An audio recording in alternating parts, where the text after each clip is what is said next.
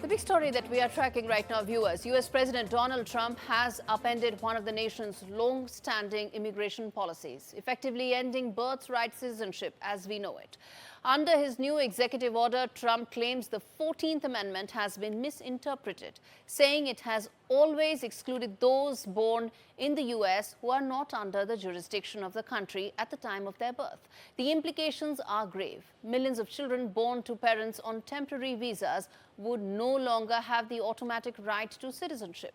The new directive specifically targets children born to individuals in the U.S. under these circumstances. First being that we are playing out on your screens, a mother unlawfully present, a father not a U.S. citizen or permanent resident, or those whose parents' presence is only temporary. This means children born to H-1B visa holders, student visa holders, or even tourists could now find themselves without the citizenship they once assumed was theirs by birthright.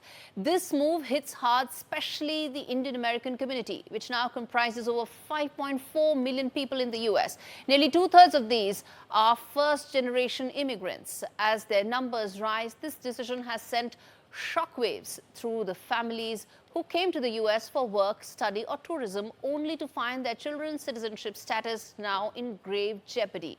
Consider the impact on families here on H-1B visas, many of whom have waited years for a green card. With birthright citizenship under threat, their children born in the U.S.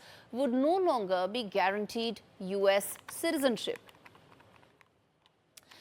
The implications are profound, viewers. Not only would these children lose the right to petition for their parents' green cards when they turn 21, but their very future in America would be completely clouded with uncertainty. Immigration experts fear that this could discourage skilled Indian professionals from pursuing opportunities in the U.S. Many may begin to reconsider their options, turning to countries like Canada, Australia, or where immigration policies are more welcoming and family-friendly. The U.S. risks losing the very talent that has fueled its innovation and growth for decades.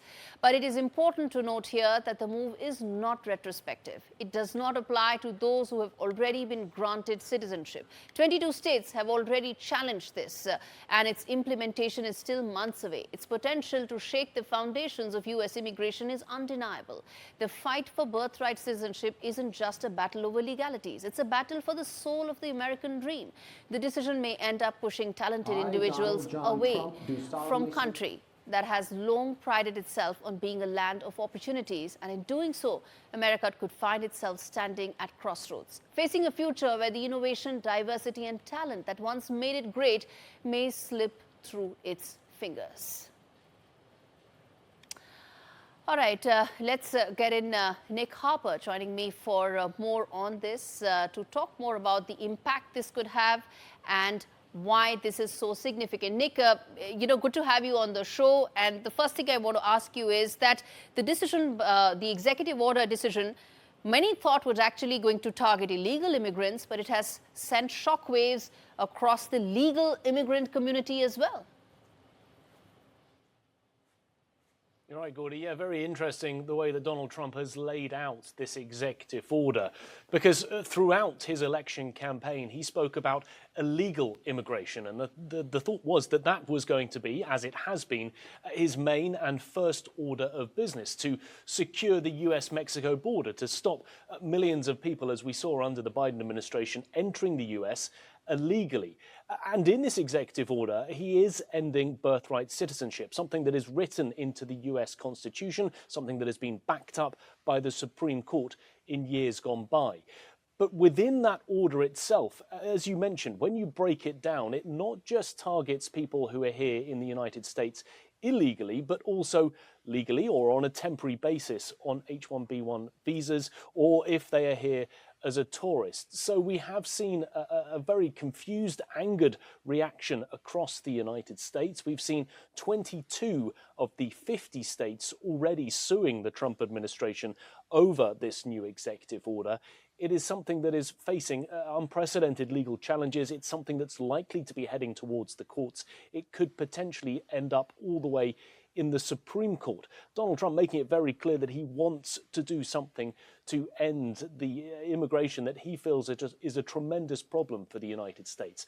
But the reverse of all of this, as you mentioned, it could limit that land of opportunity that the United States has presented in the past, and it could limit that diversity within the workplace, being able to bring Indian workers here to the United States to work in the technology industry in Silicon Valley. It could have a negative impact for the United States, but of course the other countries who have been sending workers here who may now not want to do so because of the changes that Donald Trump is putting in. Nick, talk to us about the fact that there is a lot of uncertainty about the implementation of this as well. Yes, the executive order says that it gets in motion from the 20th of February, but the fact that it's being challenged by over, almost 24 states, where does that leave in terms of its longevity and whether it's actually going to be implemented?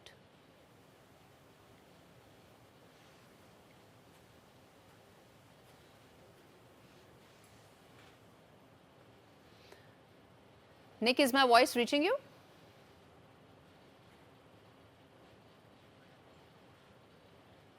All right. I believe that's a question that we're going to keep asking till we have clarity on what really will be the status of the executive order.